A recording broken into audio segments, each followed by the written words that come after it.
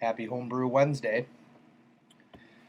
Suppose I'll just start by talking about this ugly, ugly beer that I'm drinking. It's beautifully ugly beer.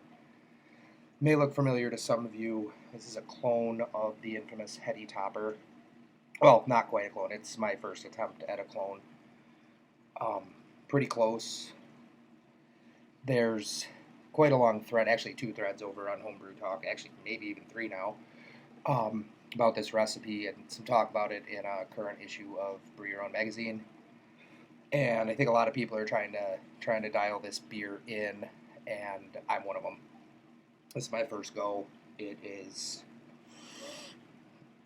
right up front, huge tropical fruit, citrus, pine, little bit of dank, foresty, earthy, pine coney type smells.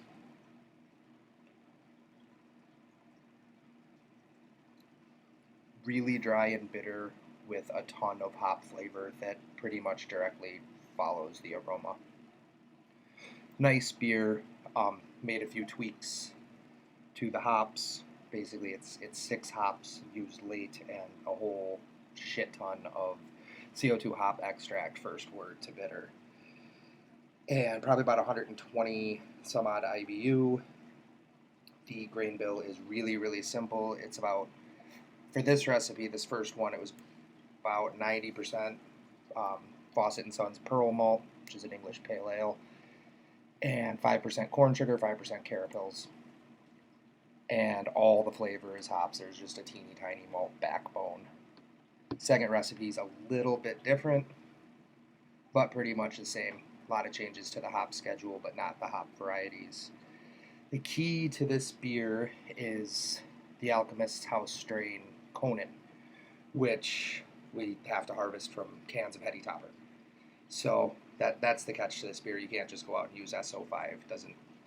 Don't pay attention to what BYO says, and you know it's not going to give you the same beer. This yeast is very tropical, very fruity, high levels of attenuation. Like we're recording low to mid 80s.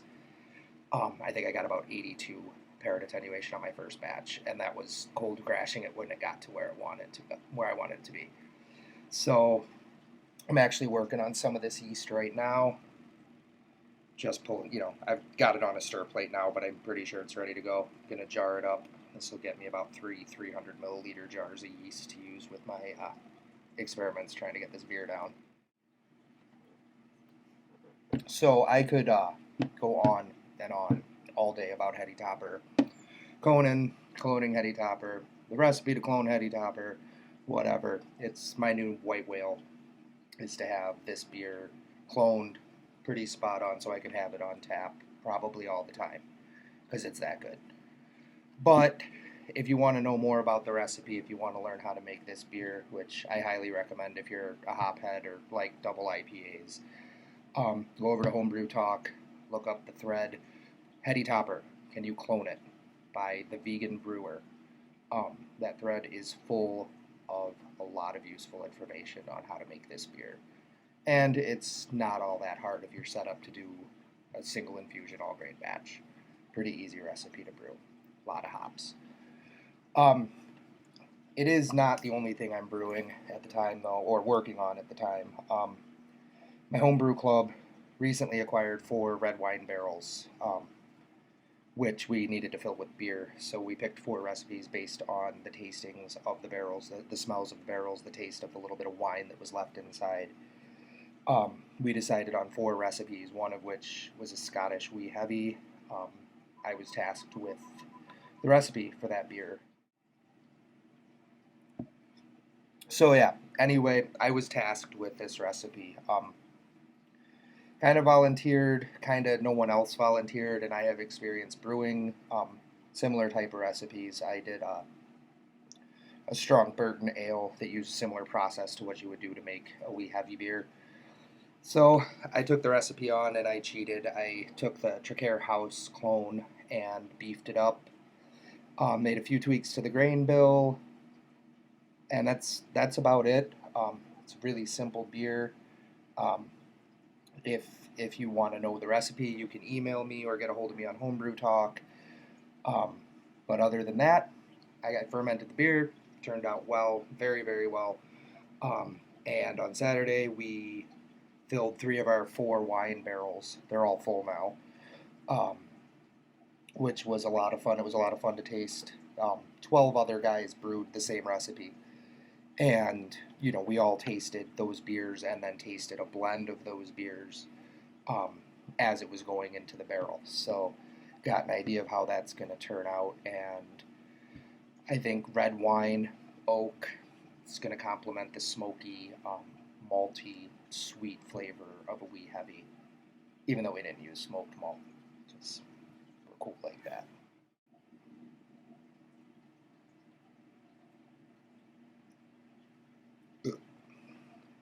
That beer goes down quick, real quick, and it's really, really good. So, the last thing that I'm working on as a home brewer wannabe is my first sour beer. I love sour beers. I love to drink them. I don't love to buy them. They're really, really expensive. So I've decided that I'm going to dedicate a couple of my carboys, a couple of my jugs, and um, some older plastics, transfer equipment, auto siphon, hosing, things like that, to brewing wild ales because I think it'll be a lot cheaper and I think it'll be a hell of a lot of fun.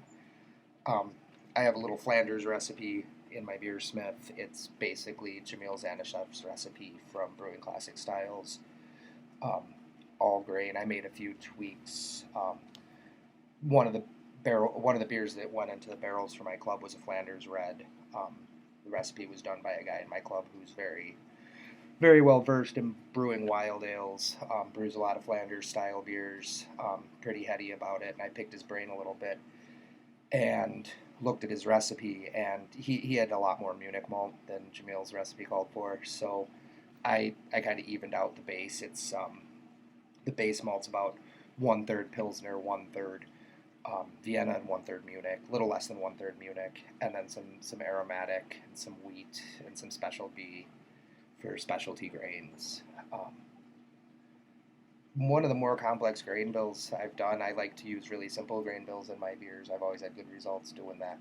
But I also know that these bugs are going to need some complex sugars, some long chain sugars to work on to get really funky.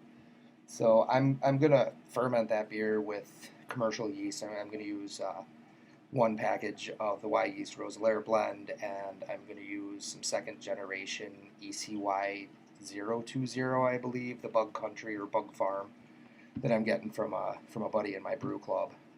He's gonna pull some out of a fermenter for me, and for secondary, once the main fermentation begins to slow down, I'm gonna rack it into a second carboy, and I have cultured up some dregs, a little bit of slurry on the bottom there.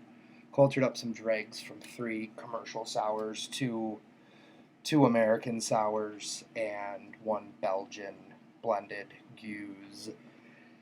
Cultured those up, and I'm just going to toss those into the secondary along with a little bit of the cake from primary to get it to funk. And I have no plans for how long it's going to go. I'm going to do it to taste. Once the pellicle falls, if it's tart, I'll bottle it. If it's not, I'll think about it and act on it, blend it, do something with it. But I'm pretty excited. I like taking on new beer projects, so sour's completely new to me. I mean, aside from the brew day, like everything else is going to be a learning process. So pretty excited about that. I had to get more. It's that good. The keg's not going to last long. I don't even think I've had it tapped for more than a week, and it's probably half gone. Um, Something else I want to touch on is I've always been a style geek about beers, and I like to brew to style, um, or at least have a style in mind for a base beer for something. Know what I'm going for, and I decided to. I got an opportunity through my homebrew club. It's the Northeast Brewers Alliance in Northeast Minneapolis. For anybody that's local that's interested, definitely check us out. I can get you contact information and stuff like that. Um, Email me. I'll put my email address and stuff up. But anyway, through my homebrew club, got the opportunity to take the classes, the prep classes, and get into a BJCP exam later this year, sometime this spring in April, which is really exciting to me. I love beer. I always think about beer to the style that it says it is, um, but that's about the extent of it. Um, it's really interesting to get inside the styles and pick them apart for what they are and see why they are what they are, and then drink them based on that and score them and judge them based on that. I don't plan on doing a lot of judging as a BJCP judge, although I will. I'll do volunteer judging when asked, but mainly it's for myself as a home brewer because it's something I've always done with my beers. I want to know what style I'm brewing. I want to know what that style entails. I want to know how to make that style, and I pay attention to that. And to be able to take that to the next level is going to be pretty cool. I think it'll improve my brewing, and if nothing else, it'll definitely improve my palate, help me understand beer better, and some good shit. So I got to say, it's great to be back doing homebrew Wednesdays. I'll try to do it with some regularity. Probably not every Wednesday, but I'll be regular. Before I go, got to give thanks to a couple websites. First and foremost, homebrewtalk.com. I know as a home brewer, without them, I wouldn't be anywhere really. I mean, I'd be somewhere, but not where I am. Their sister site, beerforum.com. Great site for beer geeks of all sorts, homebrew, commercial beer, beer memorabilia collectors. It's just a great site run by the same people. It's awesome. That's for those of you that want to read. Beerforum.com. They're awesome. Come join us. And also, gotta talk about a local site, local blog that is well worth following. It is chopandbrew.com. Check it out. Some cool stuff going on over there. So, till next week, happy Homebrew Wednesday.